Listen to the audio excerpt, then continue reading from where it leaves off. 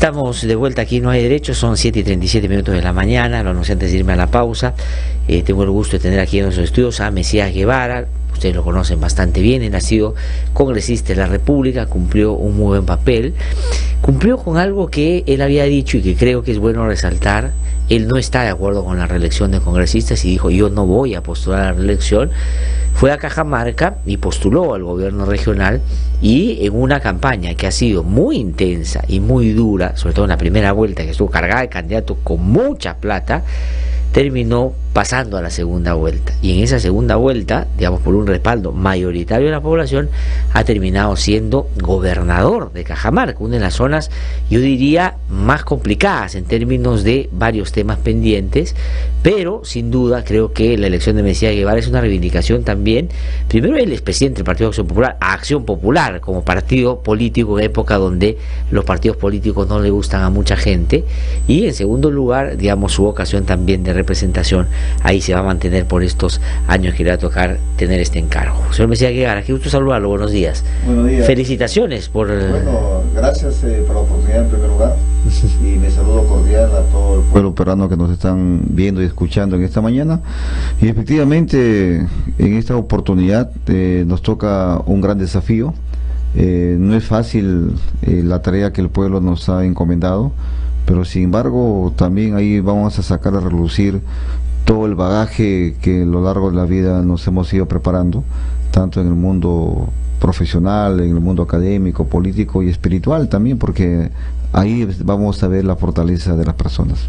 Ahora, Cajamarca, digamos, si bien es su región y usted ha estado representándola bien en las discusiones en el Parlamento, pero el Parlamento es una dimensión distinta, donde, digamos, tiene que ver con otros aspectos que pueden favorecer que se mejoren las condiciones, pero aquí estamos ya frente a un tema de gestión en una administración de una región que, claro, por un lado, digamos, está bendecida por una gente excelente. Yo conozco y tengo mucho vínculo con Cajamarca, tiene muchos recursos naturales, pero tiene también muchos temas pendientes en materia de conflictividad social, porque se ha distanciado mucho la decisión gubernamental local con, digamos, lo que la gente ha en los últimos tiempos pedido. ¿Cómo manejarse en ese ambiente? En primer lugar, fíjate que lo que tenemos que hacer acá es manejar muy bien el concepto de concertación y consenso. Y en segundo lugar, lo que nosotros hemos planteado y lo vamos a ejecutar es que debemos hacer una gestión, en primer lugar, sin corrupción, incluso sin sospecha de corrupción, un gobierno transparente.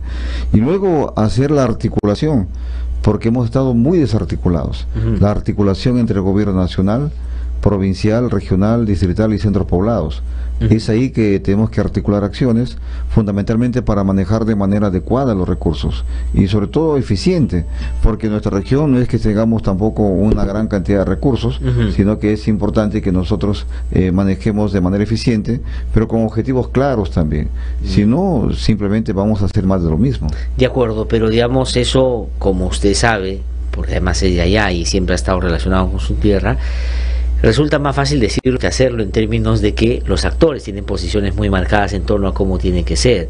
Por ejemplo, ahí se produjo o se produjeron una serie de expresiones populares que se mostraron claramente en desacuerdo de algunos proyectos mineros, ¿no es cierto? Conga no fue porque la población mayoritariamente dijo que no va. ¿Cómo ve en perspectiva, por ejemplo, esos proyectos? ¿Va a ser una de las personas que, en base a buscar un consenso, busquen reanimar la posibilidad de que esto se den? Eso ya está cerrado.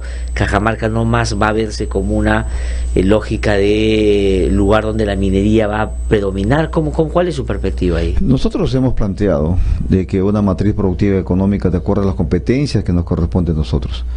Lo que pasa es que hay competencias nacionales, regionales y locales o municipales.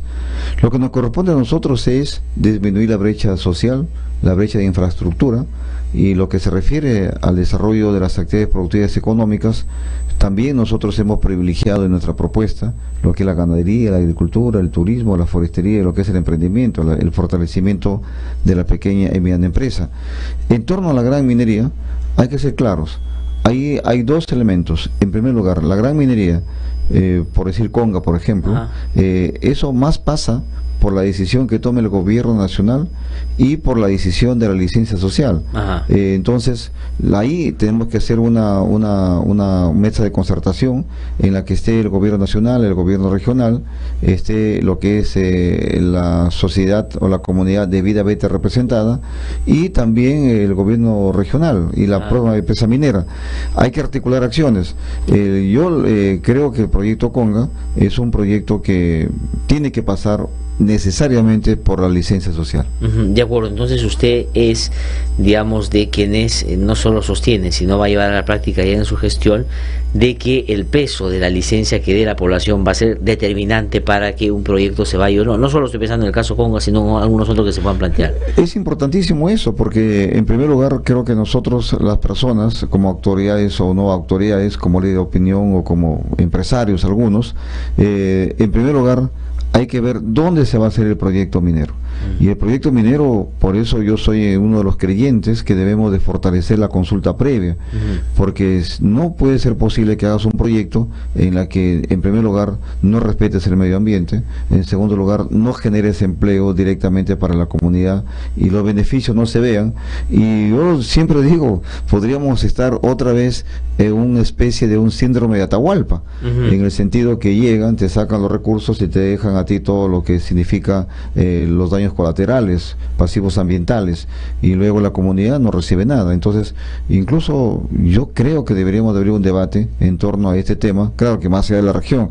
Yo por supuesto que no creo privilegiar tampoco ese debate para dirigir la región, pero sí a nivel del Congreso, a nivel del Parlamento, por ejemplo, a nivel de lo que es la Sociedad Nacional de Minería, que es urgente que revisar el modelo minero en nuestro país. En Cajamarca, por ejemplo, la gran minería no le compra a Cajamarca los productos.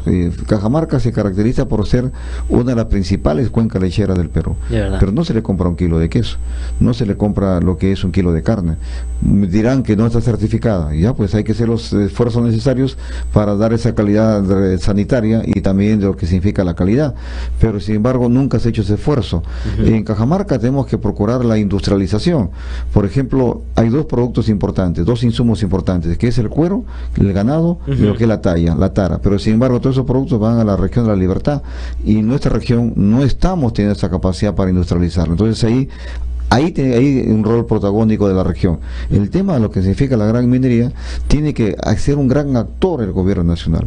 Ellos tienen los mecanismos necesarios. En primer lugar está DIGESA, en segundo lugar está la OEFA, está el SENACE, que es el Sistema Nacional de Certificación Ambiental, y el propio Ministerio de Energía y Minas con la Dirección General del Medio Ambiente. Sin embargo, ellos se sustraen a esos temas y se convierten en convidados de piedra, y luego dicen que es un problema entre la empresa privada y la comunidad. Eso no puede ser, y por lo tanto yo le invoco al presidente de la República que tiene que ser más protagónico el Estado. Sí.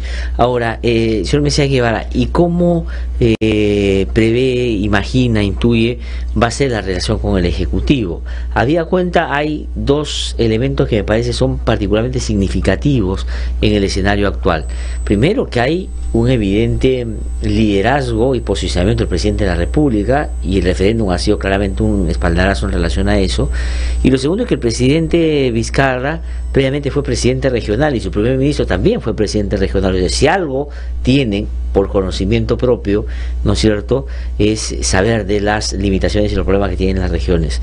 ¿Resulta auspicioso, digamos, esa combinación para lo que se viene? ¿Cómo lo ve usted? Bueno, en primer lugar, yo saludo que ellos hayan sido presidentes o gobernadores regionales. En segundo lugar, como Mesías Guevara, y como en ese momento yo hice campaña para que marquen la palana en Cajamarca, pero asimismo también por el referéndum, o sea que hay una coincidencia plena. Yo soy uno de los impulsores, incluso por ejemplo, cuando fui presidente de la Comisión ANCAS, yo propuse incluso en primer lugar la desarticulación del CNM, y también propuse lo que es el tema de que se cambie, se reestructure el concepto de CNM.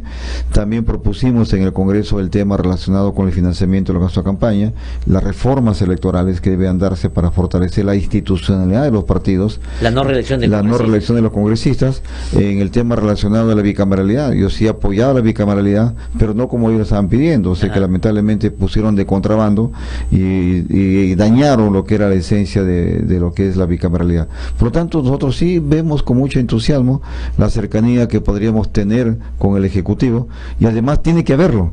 O sea, que no es un deseo, ni por parte nuestra, ni por parte del presidente de la República, ni de los ministros, señores ministros de Estado, sino que tiene que serlo. Y ya debemos de hacer un descentralismo real. Nuestras regiones están muy abandonadas, están muy desatendidas, no llega el Estado, hay mucha brecha social, mucha brecha de infraestructura. Cajamarca requiere aproximadamente 20.000 millones de soles para poder cerrar cierta brecha de infraestructura, y por lo tanto tenemos que hacer los diversos mecanismos para tener un servicio financiero por que recursos determinados, no determinados, y también por lo que significa la cooperación internacional.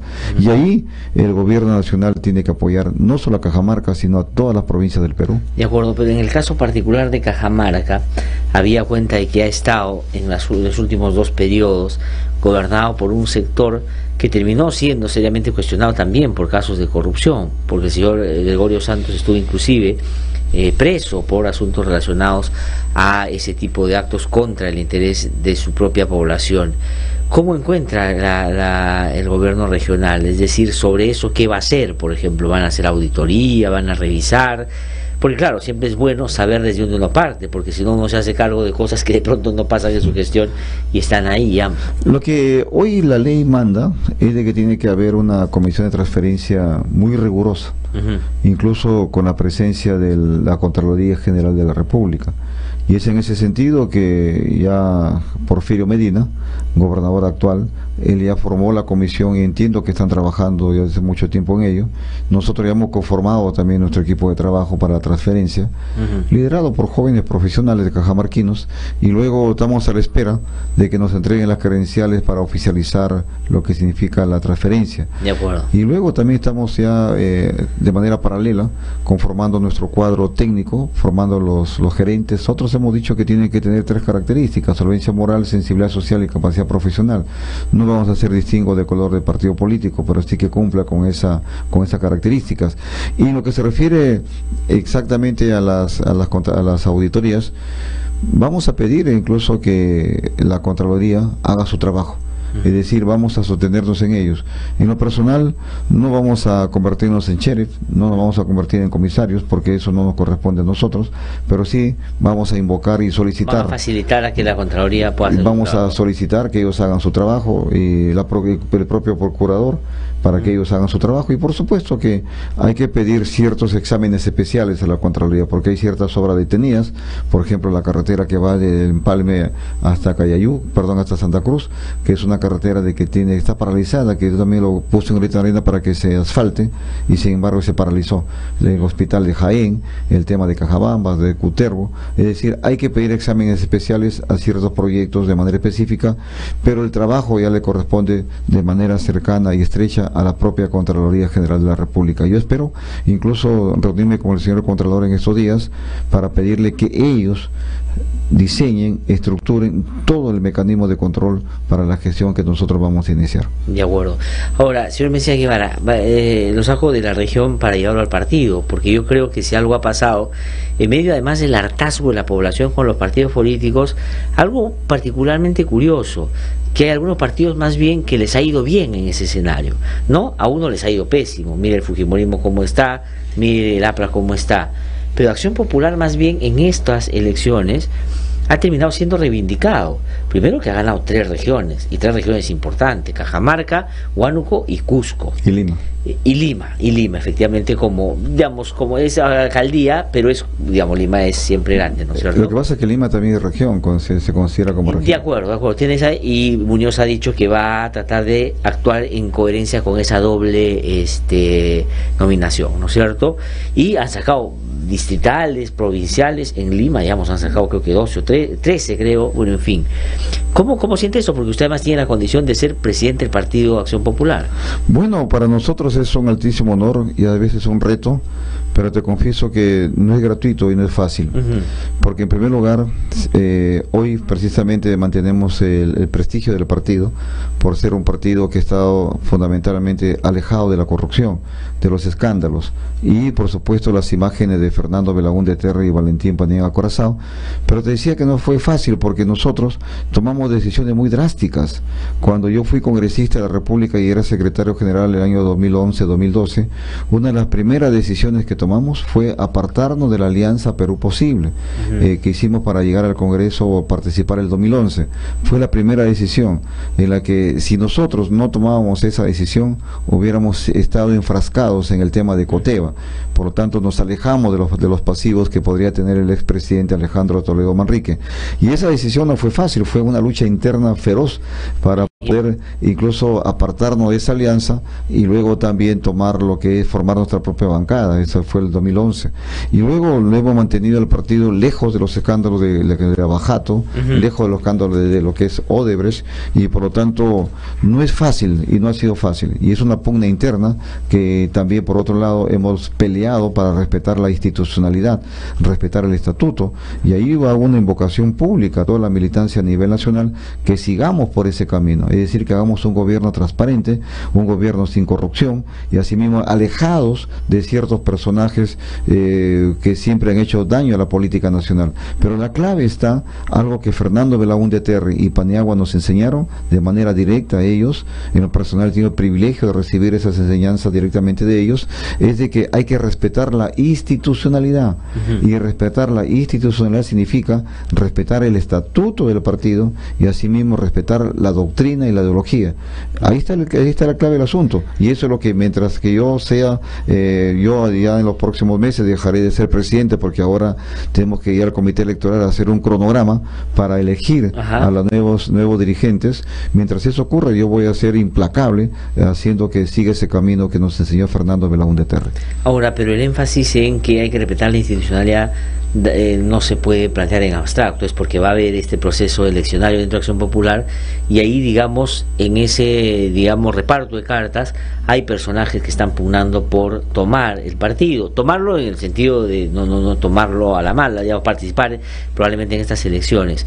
¿Y cómo van a manejar eso? Porque por un lado está claramente Raúl Díez Canseco, por ejemplo, que es una persona que quiere retomar al partido en esa condición, ser presidente del partido y probablemente candidato después. Está Víctor Andrés García Belaúnde y Barnechea, que digamos ellos sienten tener autoridad suficiente por lo que hicieron en la campaña general última, que dicen ellos posicionaron mejor al partido con el despliegue que tuvo Barnechea. Entonces por ahí como que tienen también eso. Por otro lado, he visto que Johnny Lescano también dice que él va a tratar de participar en ello.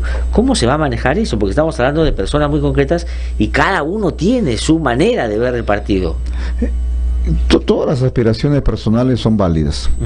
Que puedan tener aspiraciones dirigenciales o presidenciales son válidas, y además tienen su derecho, vivimos un Estado de Derecho. Pero todo eso hay que encauzarlo de manera serena, de manera natural, y el encauzamiento está en el estatuto, está ahí. Hay que respetar la institucionalidad, porque si nos salimos del estatuto y queremos forzar y queremos hacer algo a nombre propio, ya rompimos, nos estaríamos estableciendo como Fujimori. Entonces, ¿cuál es el camino natural?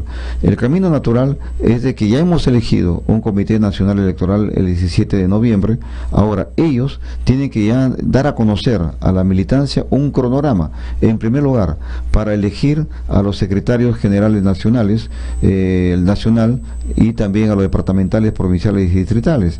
Luego, elegir, convocar al propio secretario general, y luego convocar a un congreso para que ese congreso elija a lo que es el presidente del partido, que ya será el que me sustituye, el que tomará la posta en lo que es la parte política y la parte direccional del partido. Entonces, ese es el camino natural.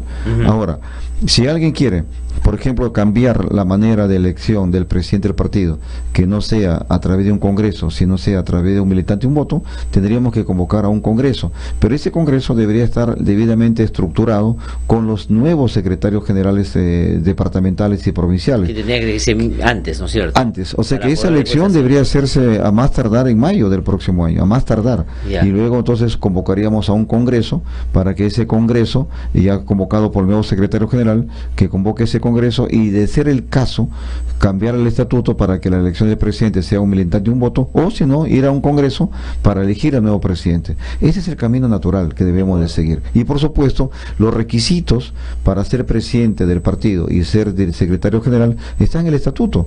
No podemos cambiar el estatuto, no podemos... pero por ejemplo ahí, para verlo un poco más con nombre propio, Raúl Díaz Canseco no tendría, en términos de los requisitos básicos para postular, el cumplimiento de uno que es esencial, por ejemplo el tiempo de militancia en el partido. Y lo que usted me decía, Johnny Lescano, acá es, pero eso es una manera de tratar de evitar de que participe, porque él nunca dejó de ser militar, o sea, tiene una trayectoria larga, y de hecho que un tiempo no haya estado, no se puede decir pues que es nuevo, ¿no? Yo pienso que el señor Raúl Díaz Canseco debe evitarnos ciertos temas internos en el partido. O sea, que él debe evitarnos ciertos debates, digamos, triviales, que no vienen al caso, insulsos, por decirlo. ¿Por qué? Porque el estatuto es claro. Y si él quiere ser presidente del partido, él nunca debió haber renunciado al partido. Él renunció al partido en el 2002. Él dice que se alejó. No se alejó, renunció al partido. Y la dirigencia de ese entonces lo sacaron del padrón. Él en el año 2008, 2009 intentó formar su propio partido. Si ingresamos al ROP del Jurado Nacional de Elecciones, ahí aparece que él intentó formar su partido. Hay videos en los que él está juramentando a su nueva dirigencia con el partido Pueblo Emprende.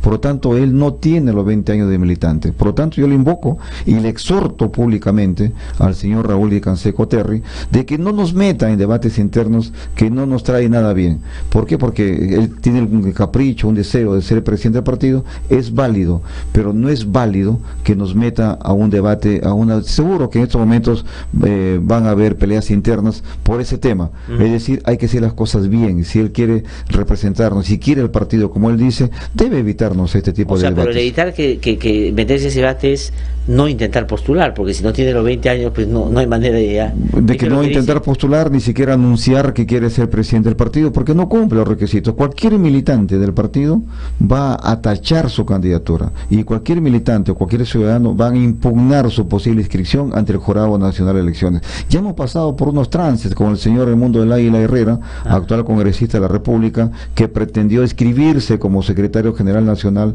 ante el Jurado Nacional de Elecciones, y el jurado le dijo no. Entonces, por favor, señor Raúl Díaz Canseco Terry, el partido está en las mejores épocas. Hemos luchado la dirigencia, el militante anónimo, para mantener el partido de manera adecuada, y no venga con este tipo de caprichos. Ahora, Lescano y Víctor Andrés García Bueno dejan de ser congresistas porque ya no hay reelección, y digamos se han dedicado a ser congresistas los últimos 20, 25 años, ¿no? Johnny Lescano ha anunciado que quiere ser candidato a la presidencia. Es válido también su aspiración, entonces por eso le decía de que todos aquellos que quieran ser candidatos, yo les sugiero que empiecen a trabajar desde ahora, en recorrer el país, porque en el partido, el militante, el candidato sale a través de un militante y un voto.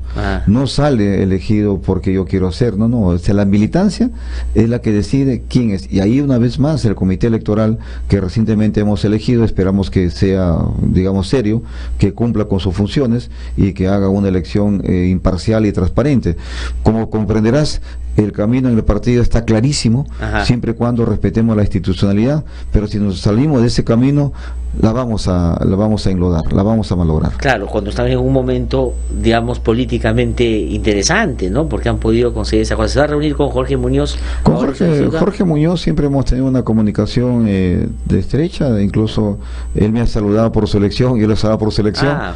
Sí, siempre ha sido una reunión cordial que hemos tenido, y espero seguir manteniendo con Jorge, con quien creo Diego, que es una gran persona, un gran profesional, y también le auguro éxitos en la gestión de Lima, a él y a los señores alcaldes que han salido electos por nuestra capital representando a mi partido. De acuerdo, solamente una última preguntita que yo he mencionado, guardando las distancias, no es una comparación, pero guardando las distancias, por el momento que a cada uno le tocó y por el ánimo reformista que están generando con su participación política, ¿hay algo de parecido en lo que le tocó a Paniagua con el que toca a Vizcarra ahora? O sea, digamos, en términos de el ambiente que han generado. Bueno, yo creo que sí, porque lo que tanto Paniagua como Vizcarra han sido, bueno, actual presidente y expresidente, una popularidad muy grande, en primer lugar, aprobación por el pueblo, por las decisiones audaces que tomaron.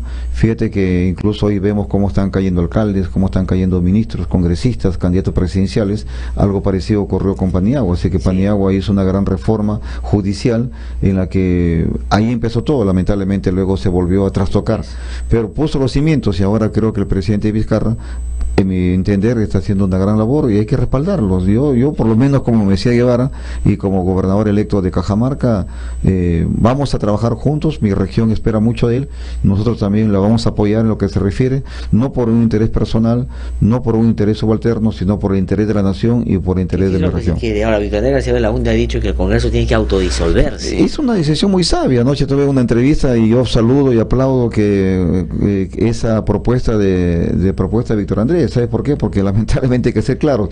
El que ha sido vapuleado este domingo 9, domingo último, no ha sido Vizcarra, ha sido el Congreso en pleno. Claro. Y por lo tanto la propuesta que hace Víctor Andrés de autodisolverse es buena. Claro, pero yo no creo que es que autodisolverse para que no se contabilice la reelección como la próxima es elección y no reelección. Bueno, las trampas siempre están ahí, siempre están ahí, pero sin embargo, yo pienso que el pueblo ya los castigó a todo este Congreso. Discúlpeme, Víctor Andrés, discúlpeme, John Lescano y a toda mi bancada que pueden tener las credenciales morales y profesionales adecuadas, pero el pueblo no distingue. Para el pueblo, todo el Congreso tiene que irse y todo el Congreso está de espaldas al pueblo peruano. Y lamento porque en Acción Popular hay buenos congresistas, pero lamentablemente están en un charco en estos momentos. El Congreso en estos momentos es un charco que está de espaldas al pueblo peruano y que el pueblo peruano con mucha sabiduría les ha dicho no a nadie. Hemos conversado con el gobernador de Cajamarca, Mesías Guevara. Muchísimas gracias. Muchísimas gracias. O sea, que le vaya muy bien en su gestión. Una pausa y regreso un instante aquí en No Hay Derecho.